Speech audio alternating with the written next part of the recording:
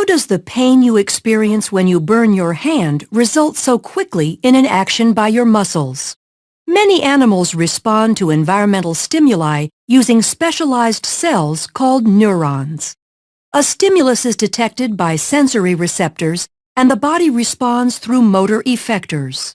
These cells working together allow you to respond very quickly to threats. When you touch something hot, heat receptors of a sensory neuron detect the stimuli and send the information of heat to an interneuron in your central nervous system.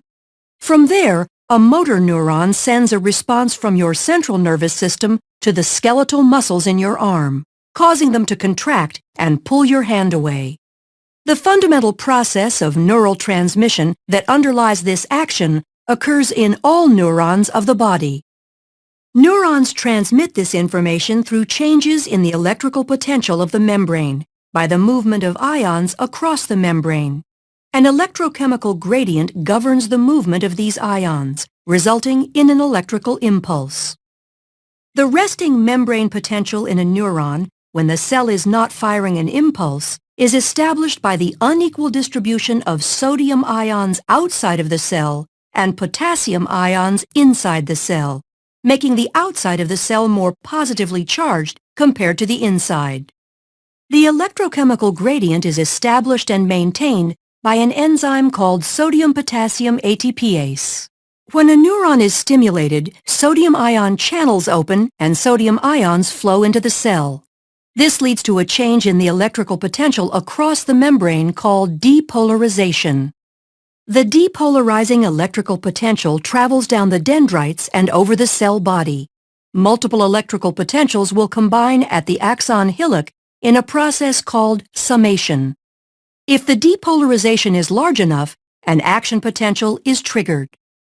Action potentials are all or none electrical impulses that maintain their amplitude and strength down the length of the axon. The action potential travels down the axon when the depolarization of an area of membrane causes adjacent voltage-gated sodium ion channels to open.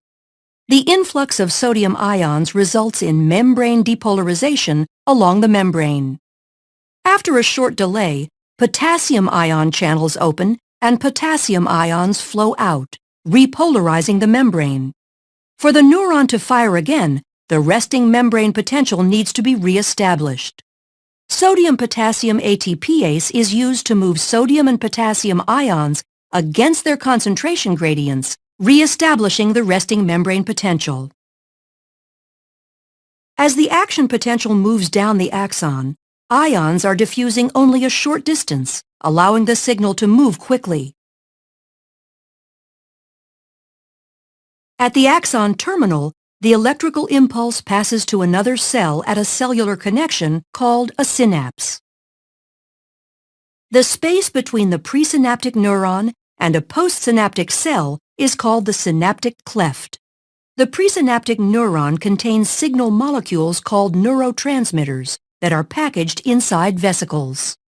When an action potential reaches the end of a neuron, neurotransmitters are released by exocytosis from the neuron into the synaptic cleft. Neurotransmitters bind to the adjacent cell at receptor sites attached to ion channels. The channels open, allowing the movement of ions into or out of the effector cell, which alters its membrane potential, thereby transmitting the signal from the neuron to the effector cell. Because nerve impulses move very rapidly down the axon of a neuron and move from cell to cell across synapses, you react quickly to a stimulus, like burning your finger.